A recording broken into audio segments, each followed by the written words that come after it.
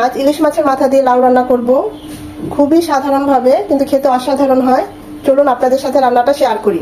ইলিশ মাছের মাথা দিয়ে লাউ রান্না করার জন্য দিয়ে দিচ্ছি সয়াবিন তেল 2 চামচ। তেলটা গরম হয়ে এসেছে।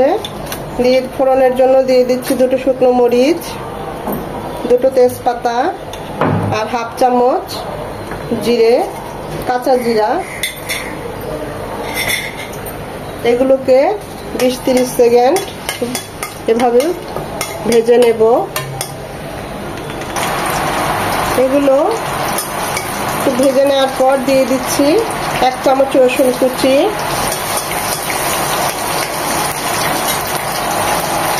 রসুন কুচিটা 1 মিনিট ভেজে নেওয়ার পর উঁচু করে দিয়ে দিচ্ছি 1 চামচ পেঁয়াজ কুচি।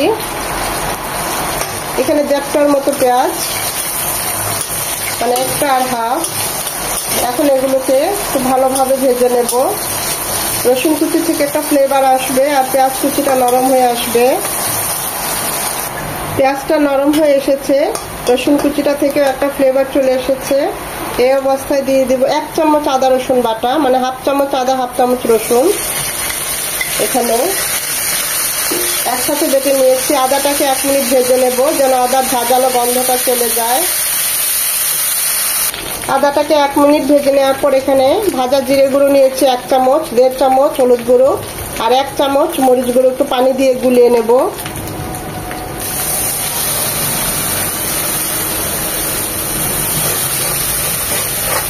মশলাগুলো খুব ভালোভাবে কষিয়ে নেব।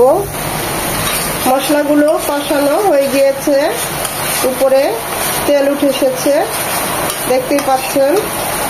খুব ভালোভাবে মশলাগুলো কষাতে হবে। এখন এখানে দিয়ে দিব লাউ। এভাবে কেটে আমি ধুয়ে নিয়েছি। লাউটা কষিয়ে নেব এই মশলার সাথে। 3-4 মিনিট লাউটা কষবে।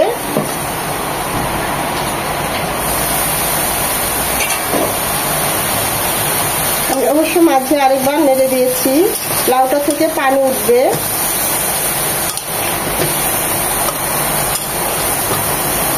কষিয়ে নেওয়ার পর এখানে দিয়ে দিব গরম পানি। 1 কাপ গরম পানি দিয়ে দিচ্ছি। লাউ থেকেও পানি উঠবে। এখন এটা ফুটে আসা পর্যন্ত অপেক্ষা করব।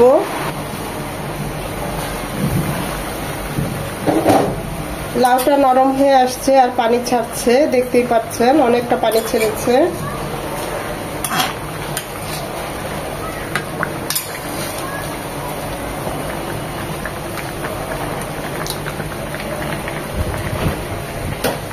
এখন এখানে ইলিশ মাছের মাথা নিয়েছি 3টি, হলুদ মরিচ আর একটু লবণ দিয়ে মাখিয়ে রেখেছি, সেগুলো দিয়ে দেব।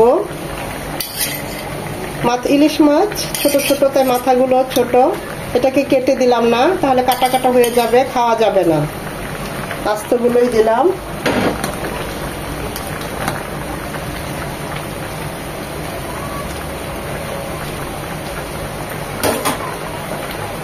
দিয়ে দিব স্বাদ মতো লবণ, লাগলে পরে আবার দেব। 4-5টা আস্ত কাঁচা মরিচ ফ্লেভারের জন্য।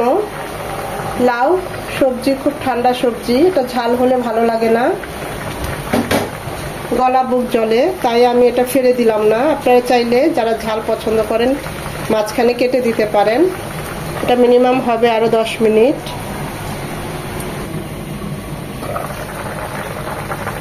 5 মিনিট পর আমার কাছে মনে হয়েছে লবণ আর একটু লাগবে, তাই আমি আর একটু লবণ দিয়ে দিচ্ছি।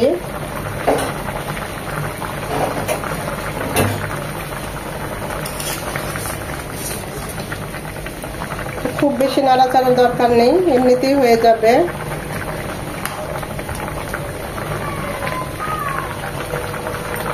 ইলিশের গন্ধে পুরো ঘর মৌ মৌ করছে।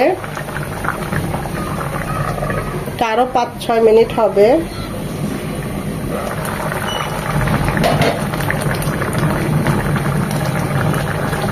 আমাদের ইলিশ মাছের মাথা দিয়ে লাউ একদম রেডি। আমি তো এই ঝোলটাই রাখবো। ধনেপাতা কুচি দিয়ে এখন নামিয়ে নেব।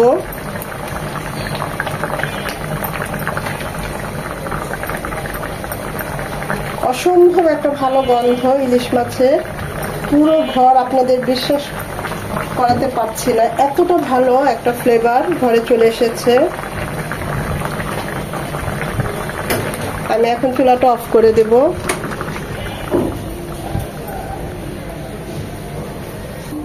ইলিশ মাছের মাথা দিয়ে আমার তো লাউ রান্না রেডি। খুবই ভালো হয়, এভাবে একবার হলেও ট্রাই করবেন। খুবই ঝটপটে এবং ঘরে যা থাকে তা দিয়ে রান্নাটা হয়ে যায়। দেখতেই পাচ্ছেন কতটা লোভনীয় হয়েছে।